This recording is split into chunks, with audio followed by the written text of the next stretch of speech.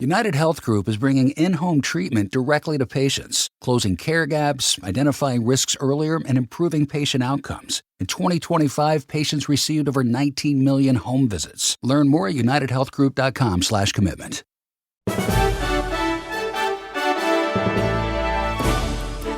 This week on Viewpoints. Celebrate the wins with their child.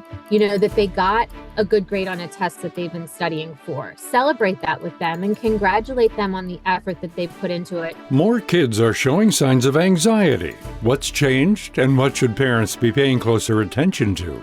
Then, every therapist in the world, when they went through grad school, did the same thing because the clinical lens is an easy one to adopt. What's therapy speak, and why is everyone doing it? I'm Marty Peterson. And I'm Gary Price. These stories in depth this week on your public affairs magazine, Viewpoints.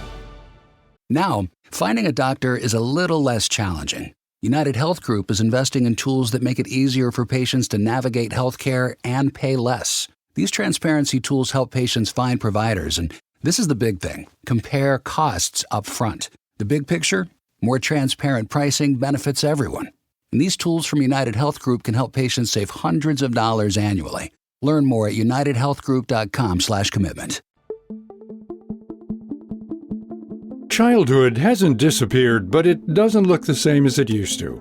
For many kids, the day moves faster, expectations come earlier, and pressure builds in ways that are hard to name, let alone navigate. Over the past decade, data from the Centers for Disease Control and Prevention show a steady increase in youth mental health issues, including anxiety and persistent chronic stress. What experts are now paying more attention to is when these patterns begin. For some kids, these feelings reach a boiling point while in elementary school. Jennifer Licate sees this firsthand as a school counselor and educator. There have been some shifts in what students deal with. I feel like the main shift is the exposure to things so early as kids from having access to social media. So there's so much education and so much information at their fingertips that they can access. And I feel like that's made kids grow up quicker than they've had to in other generations. In today's world where adolescents use smartphones, iPads, laptops, and other devices, it can all feel heavy. There's more comparison, communication, and it's often hard to disconnect. They never get a reprieve from some of those social pressures. Even when they're at home, they're looking at people's stories or they're seeing on Snapchat what people are doing and seeing that there's events they haven't been invited to, or people are reaching out to them that years ago wouldn't have just picked up the phone and called the household phone, but now feel comfortable to text them privately. So I just feel like there's a lot of pressures. What used to be a clear break between school and home isn't there anymore. Social pressures, peer interactions, and school-related stress can follow kids and teens from the minute they wake up to when they get into bed at night. This can make it harder to reset and refresh after a busy or stressful day. On top of this, the pressure to perform has grown as well. Academic material that was once introduced later is now showing up earlier, and for some students, this changes how they feel about school early on. I see it even with my own children. There's pressure where parents hear about academic achievements of other children the same age, and then they sometimes put that pressure on their children. And then some of the coursework where years ago was kept to high school level, now that coursework is being pushed down to the lower levels. So kids are expected to perform at high levels at a young age. So I feel like that is an expectation that causes anxiety for them also. And on top of this, the effects of the COVID pandemic. This weird period where society shut down and routine stopped may feel like forever ago, but for kids it was a long stretch of time filled with uncertainty and several changes. Families dealt with it differently, but I think everyone had a certain sense of fear when we were going through the pandemic, because as adults, we didn't know what we were really dealing with. And as kids, they felt that. So I think that there's been a lot of pressures on them that years ago weren't on kids before. When you combine all of these factors, anxiety can snowball into an unsustainable feeling. Licate says she often sees a shift in many kids during elementary school years. especially during 3rd or 4th grade when most kids own a smartphone. I feel like I see it really ramp up around 3rd and 4th grade. There are some kids that feel the pressure in 1st and 2nd grade, but that's a lot of the pressure with their peers and getting along with others and just the pressure to fit in. But I feel like I see in 3rd and 4th grade students showing more of the signs of anxiety. And I think that relates to as they're getting phones because kids are getting them earlier and earlier. I feel like it's not uncommon to hear of a 9-year-old having a phone. So I think that coincides and they're showing symptoms of anxiety at younger ages. One of the reasons anxiety in particular can be difficult to catch early on is that in kids it can present differently. It often shows up in ways that seem physical or even routine. The worrying thoughts, of course, but also some physical symptoms, which they really aren't sure that there are signs of anxiety. I feel like they'll get stomach aches or they'll have trouble sleeping at night and they won't know why they're feeling that way. There's also sometimes they get irritable because there's so much on their mind that they're having trouble relaxing themselves enough to deal with situations one at a time. Stomach aches, headaches, there's sometimes digestive troubles. So all of those symptoms that adults experience, kids also experience, but I think it's hard to pinpoint it when it first comes up. They'll say like, I feel sick to my stomach, but they won't know to say, I feel irritable, or I feel like I can't settle myself down. I feel like my heart is racing. So that's why it's important to talk to kids on their level because they know that there's things happening in their body and some uncomfortable feelings in their body. But I don't think at young ages they know how to articulate it well. Part of the challenge is language. Younger kids can feel like something's off, but don't always have the words to explain it. The American Academy of Pediatrics has noted a similar pattern. Anxiety in children often showcases as physical discomfort before it's recognized as emotional distress.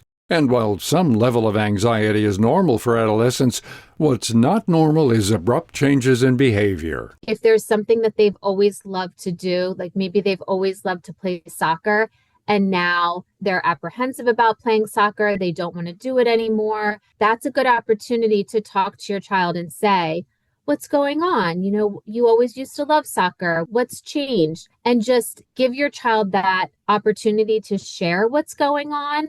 It may not be anxiety, but it may be that the pressure has gotten to be too much. Sometimes there's been an activity or something they've liked to do, and they've liked to do it as a hobby. And then the intensity has increased as the competitiveness has increased, or, you know, kids have gotten older and maybe now it's not something they enjoy anymore. And that's okay for children to shift and focus on some other things that they do enjoy if it's gotten to be too much pressure and maybe that doesn't feel good to them. These expectations can also build in quieter ways. Parents want their kids to succeed, but when comparison enters the picture, even indirectly, it can create self-doubt and feelings of, will I ever be enough?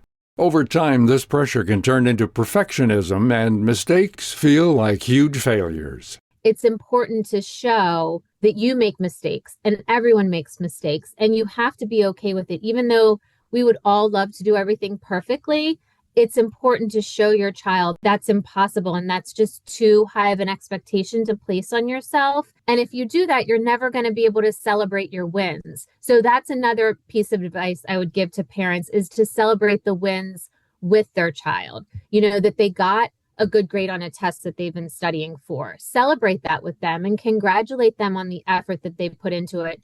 Even if they didn't get a high A, they really did really well and worked really hard, and they should take some time to feel proud of themselves for that achievement. Kids and teens pick up on how adults deal with stressful situations. They also recognize how you cope with anxiety. Where do you turn when you're feeling stressed or anxious? Positive outlets can be exercise, journaling, speaking with a therapist. Doing one or a combination of these things can help them mirror this behavior. If they're at school, they can excuse themselves from the classroom and go for a walk to use the restroom or get a drink of water. Journaling is a really great and healthy way to deal with anxiety. Using music, using a creative outlet, either creating art, reading a book, deep breathing exercises. and progressive muscle relaxation. Those are the ones I really often tell students to try as their first steps. These exercises and activities can break anxious thought patterns and help the body reset. They don't remove stress, but can help kids manage the waves of different feelings. For many, these coping skills can be enough. However, they could need more help too.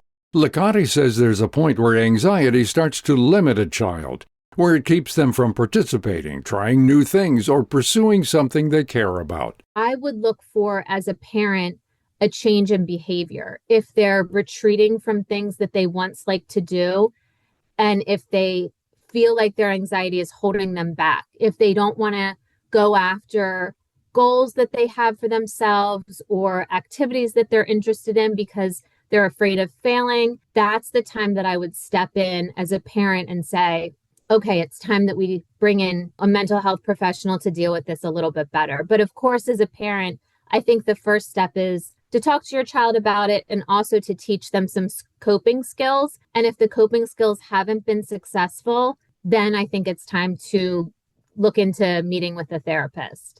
At this stage, additional support can make a real difference. Whether that's a school counselor, therapist, or another professional, early intervention can help kids develop skills that stay with them long term.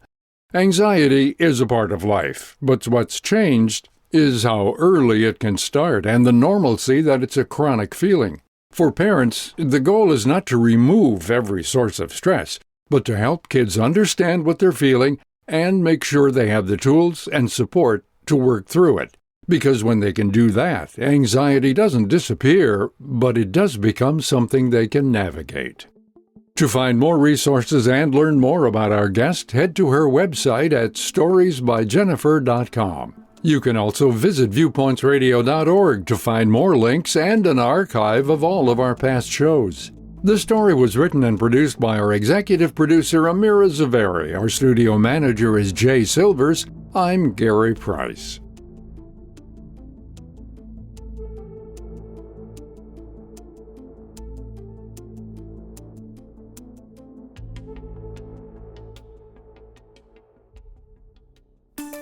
Coming up, the rise of therapy speak in everyday life when Viewpoints returns. United Health Group is simplifying healthcare by investing in tools to help patients know more and pay less. These tools help patients find providers and compare costs and save hundreds of dollars annually. Learn more at unitedhealthgroup.com/commitment. I used to love the little things, my son's laughter, the smell of rain. But then depression happened. And while my antidepressant helped, I still didn't feel like I used to. So my doctor recommended adding Rexulti, brexpiprazole. Rexulti could provide a boost. When added to an antidepressant, Rexulti was proven to significantly reduce depression symptoms, more than an antidepressant alone. Elderly people with dementia-related psychosis have increased risk of death or stroke. Antidepressants may increase suicidal thoughts and actions and worsen depression in children and young adults. Call your healthcare provider right away to report new or sudden changes in mood, behavior, thoughts, or feelings, or if you develop suicidal thoughts or actions. Report fever, stiff muscles, and confusion, which can be life-threatening, or uncontrolled muscle movements, which may be permanent. High blood sugar can lead to coma or death. Weight gain, increased cholesterol, unusual urges, dizziness on standing, falls, seizures, trouble swallowing, or sleepiness may occur. Learn about these and other side effects at Rexulti.com. Tap ad for PI. Here's to the little things. Could a boost help you build on your progress? Ask your doctor about adding Rexulti. It's tournament time, and this March, Fanatics Sportsbook has 10 times the rewards. Starting round one, we're giving you 10 profit boosts every single tournament game day. That's over 100 chances to level up your winnings. Plus, you'll earn fan cash on your bets, which you can use on anything at Fanatics. We're talking team gear, tickets, collectibles, and a whole lot more at Fanatics Sportsbook. Must be 21 plus. Gambling problem? Call 1-800-GAMBLER or 1-800-MY-RESET. CT, call 888-789-7777. MA, call 800-327-5050. NY, call 877-8-HOPE-NY. MD, visit mdgamblinghelp.org. Offer not available in all states. Terms apply. See Fanatics Sportsbook app. Allergy season always sneaks up on you. One minute, you're listening to your favorite podcast. The next, it's nonstop sneezing and a runny nose. Don't worry, Kleenex Ultra Soft Tissues have your back and your face. They're allergist approved and silky soft to help prevent skin irritation, so you can stay comfortable all season long. Don't let allergies interrupt your flow. Be ready with Kleenex Ultra Soft Tissues. For whatever happens next, grab Kleenex.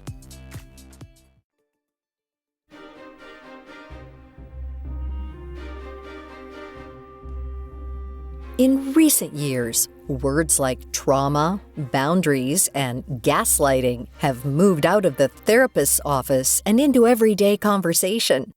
Once used in clinical settings and research, these terms now show up in texts, social media posts, and even arguments. This shift is often referred to as therapy speak, and chances are you're using it more than you think. Therapy speak is a bit of a colloquial way to say that people use words in casual conversation that are therapeutic, like words that we might hear from a therapist or a psychiatrist, but we're using them just like in casual talk with our friends or family, and it doesn't necessarily mean the same thing. So when I say something like triggered, it might mean one thing in a situation when you're talking with a therapist or in a book that I learned in psychiatry, and it might mean something totally different on social media or in a conversation with friends, and that's where we're talking about therapy speak. That's Dr. Jessie Gold, psychiatrist and chief wellness officer for the University of Tennessee system. Along with words like triggered, she says people have long used terms like depressed to mean feeling sad, or anxious to describe everyday worry rather than a diagnosed anxiety disorder. But today, that language is showing up more often and in more places. We're spending a lot of time online, and the things that are popular online are people's stories. And when people tell their stories, they use the words that they learned in therapy or that they learned about their mental health, and it might be just their perception of it. And then it kind of gets magnified with more videos or videos that are copying those videos and kind of goes from there and magnifies. I also think ever since the pandemic, we've been talking about mental health more openly. We were before, but it's a lot since the pandemic because I think all of us recognize that being pulled from our lifestyle changed a lot for a lot of us, and that affected our mental health. And so those conversations have become more common and more normalized. And in those conversations, we see some of these words come up. Gold says part of this shift is positive. Mental health isn't as stigmatized as it once was. More people are talking about it, seeking help, and sharing their experiences. But that access also comes with a trade-off. What happens when these words lose their precision? I'm all about people having access to information. So using those terms means you have more access to mental health information, and it's a big stigmatized topic that prevents people from help seeking. So anything that makes that easier is good. On the other hand, I think when we use labels to represent things that are not actually valid, it can have consequences for the person you are labeling. So if you're saying my partner's a narcissist, but my partner isn't actually a narcissist, that's pretty hurtful. And they look it up and see what it means, and that means a specific thing. It's not just a term that you can kind of throw around. And so I think that those terms can be hurtful when they're used that way. I think when we use it as a derogatory statement, it's hurtful to people who actually have those experiences, right? Like if I use I'm being bipolar or something like that, and it's not used to mean actually having bipolar disorder, it can feel hurtful because you just mean you're changing your moods and opinions very quickly, right? And that's not fair to the person who's lived experience that is. But even in the case you're labeling people correctly, Dr. Isabel Morley, couples therapist and author of They're Not Gaslighting You, says using this kind of language casually can still have consequences. I would make the argument that regardless, I think it's not a good trend, even if they're using them correctly. And I make the case of I don't ever have to use therapy words in my personal relationships because they tend to be distancing and not productive in that way. People often misuse the words with the best of intentions instead of, weaponizing them, which is using them to control or dismiss someone. But people, for the most part, are getting the words wrong, in part because where they're learning about these terms, social media, is offering incomplete or inaccurate information. Morley says armchair diagnosing, especially in close relationships, can quickly turn a conversation into an accusation. Labeling someone a narcissist or a gaslighter may feel validating in the moment, but it often escalates conflict rather than resolving it. Instead, she recommends staying grounded in specific behaviors. What was said, what happened, and how it made you feel. Well, I see a lot of people accuse others of having a disorder or of a certain behavior, and it's the accusation piece that ends up being counterproductive. If you are with somebody and you think they have borderline personality disorder, right, there is a way to compassionately address that concern with them to get them help, versus people are often throwing these terms around to absolve themselves of responsibility, say the other person is entirely the problem, accuse them of things without real interest in talking about it, getting into the feelings underneath it, and then what to do about it. In her practice, she often hears from couples before their first session, and many of those messages come with one partner already labeling the other with a specific diagnosis. By the time they walk in, a good portion of the session is spent unpacking that language. And people aren't just using therapy speak to talk about others, they use it to talk about themselves, too. Gold says more and more patients are coming into her office convinced that they have a mental health disorder. In fact, she's seen a noticeable surge in people seeking evaluations for one diagnosis in particular. Without a doubt, ADHD is the most common thing that I see that people found online. It's because trouble concentrating is very much equated to I must have ADHD. And there's a lot of conversation correctly about underdiagnosis in certain groups like women or different minoritized identities. And I think ADHD in particular, like you could see a video that's like, do you have multiple tabs open? You must have ADHD. And I'm like, I have multiple tabs open. And then you sit on the video a long time and the algorithm takes you to another video that says, are you having trouble watching this video? You have ADHD, right? Like it like feeds it. And so the algorithm is such that if you start to believe one thing, it'll keep telling you that that's true. Along with ADHD, Gold says more people are also questioning whether they may be on the autism spectrum.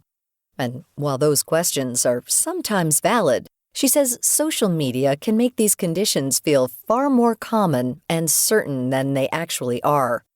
According to the CDC, just over 11% of U.S. children have been diagnosed with ADHD, while about 3% have autism.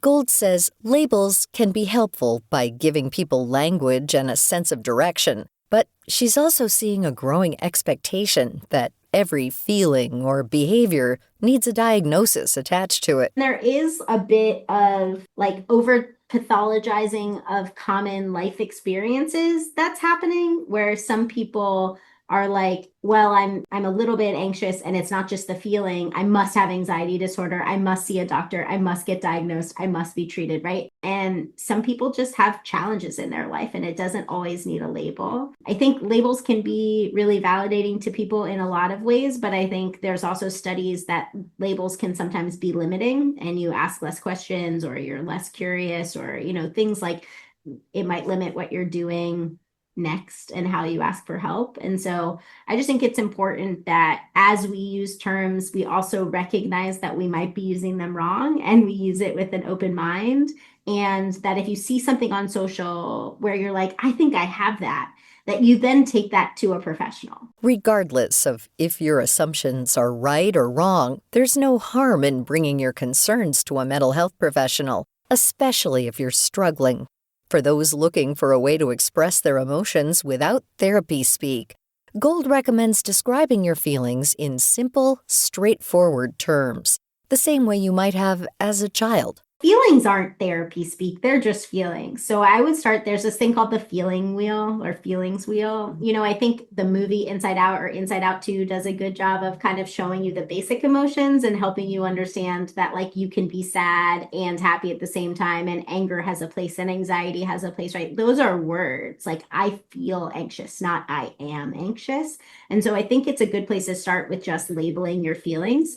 I think we try to fix them always right away and immediately. It's like, oh, I don't want to be angry or I don't want to be sad. But if we just sit with it for a second and just label it, don't call it good or bad, just let it go and see what's happening. And then if it's been a while, then you try to fix it. It's always a really good place to start, is just with the feelings part. Despite their concerns with therapy speak, both Gold and Morley agree that the growing awareness around mental health is positive. Not too long ago, people rarely spoke openly about their feelings and emotions.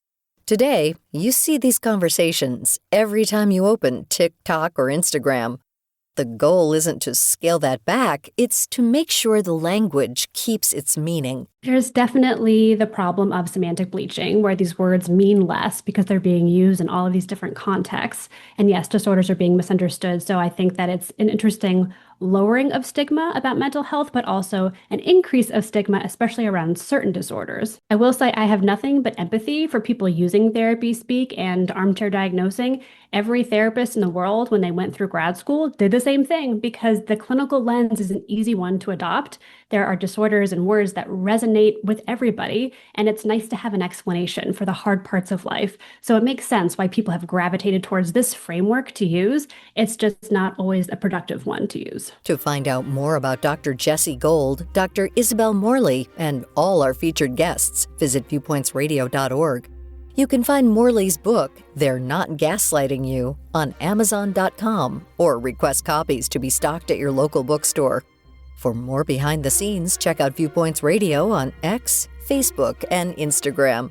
This segment was written and produced by Grace Galanti. Our executive producer is Amira Zaveri. Our studio manager is Jay Silvers. I'm Marty Peterson. Viewpoints returns in just a moment.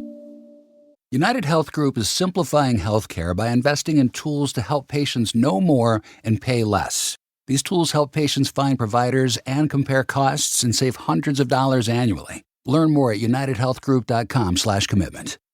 It's tournament time, and this March, Fanatic Sportsbook has 10 times the rewards. Starting round one, we're giving you 10 profit boosts every single tournament game day. That's over 100 chances to level up your winnings. Plus, you'll earn fan cash on your bets, which you can use on anything at Fanatics. We're talking team gear, tickets, collectibles, and a whole lot more at Fanatic Sportsbook. Must be 21 plus. Gambling problem? Call 1-800-GAMBLER or 1-800-MY-RESET. CT, call 888-789-7777. MA, call 800-327-5050. NY, call 877-8-HOPE-NY. MD, visit mdgamblinghelp.org. Offer not available in all states. Terms apply. See Fanatic Sportsbook app.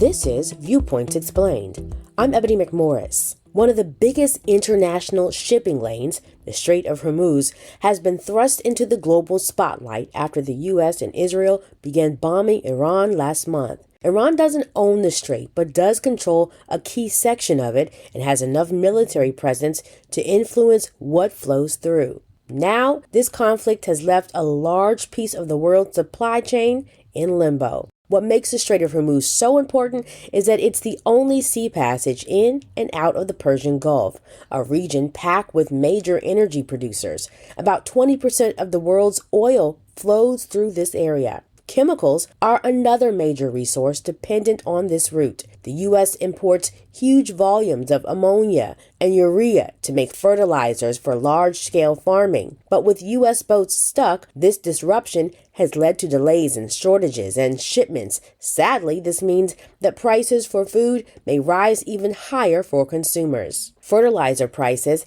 have already started to climb, with some markets up more than 30%.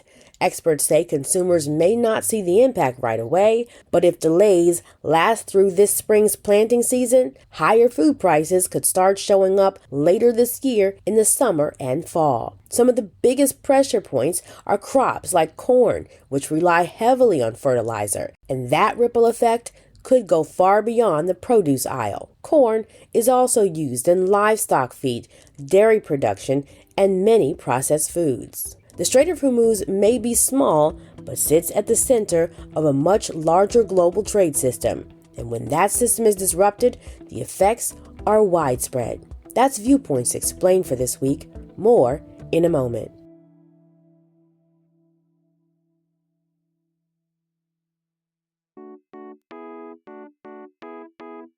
Welcome to Culture Crash, where we examine what's new and old in entertainment. During the so-called golden age of television, during the 2000s and 2010s, many of the best shows were the prestige dramas.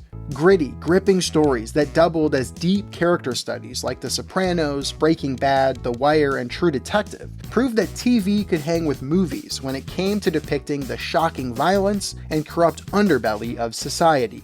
In the last few years, though, it seems people have wanted a reprieve from the harsh reality those types of shows could depict. Instead of dramatic anti-heroes, modern TV audiences seem to have a growing appetite for everyday people who are trying their best. Shows like The Pit, about doctors and nurses attempting to save lives, or The Bear, about normal people operating a restaurant and trying to keep it all together. For my money, no show is pulling this off at a higher level right now than Shrinking, Apple TV's dramedy about a trio of therapists and their inner circle, all trying to lead relatively normal lives while overcoming grief, romantic disappointment, and everyday mundanity. In its third season, the show, which stars Jason Segel, Jessica Williams, and Harrison Ford, has fully gotten its rhythm down in depicting how a group of modern Americans can show up for each other and have fulfilling personal relationships. It's aiming for something more aspirational and relatable than both the comedies and dramas of past decades, choosing to focus on the difficulties of life and what it means to be a fully grown adult who chooses to be a part of a community. With some hilarious bits, plenty of emotional tearjerker moments, and a truly phenomenal late career turn from Harrison Ford, Shrinking often strikes me as a uniquely 2020s era type of show that aims to use the Apple TV corporate sheen to create an antidote to the cynicism of our modern world. Shrinking is now streaming on Apple TV. I'm Evan Rook. United Health Group is bringing in-home treatment directly to patients, closing care gaps, identifying risks earlier, and improving patient outcomes. In 2025, patients received over 19 million home visits. Learn more at unitedhealthgroup.com/commitment.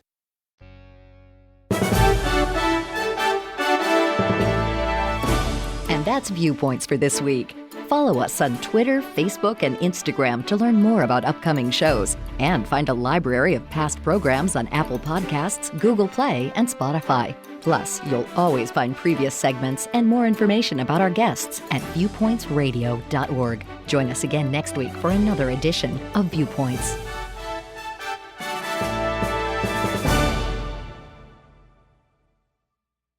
I used to love the little things, my son's laughter, the smell of rain. But then depression happened. And while my antidepressant helped, I still didn't feel like I used to. So my doctor recommended adding Rexulti, brexpiprazole. Rexulti could provide a boost. When added to an antidepressant, Rexulti was proven to significantly reduce depression symptoms, more than an antidepressant alone. Elderly people with dementia-related psychosis have increased risk of death or stroke. Antidepressants may increase suicidal thoughts and actions and worsen depression in children and young adults. Call your healthcare provider right away to report new or sudden changes in mood, behavior, thoughts, or feelings, or if you develop suicidal thoughts or actions. Report fever, stiff muscles, and confusion, which can be life-threatening, or uncontrolled muscle movements, which may be permanent. High blood sugar can lead to coma or death. Weight gain, increased cholesterol, unusual urges, dizziness on standing, falls, seizures, trouble swallowing, or sleepiness may occur. Learn about these and other side effects at Rexulti.com. Tap ad for PI. Here's to the little things. Could a boost help you build on your progress? Ask your doctor about adding Rexulti.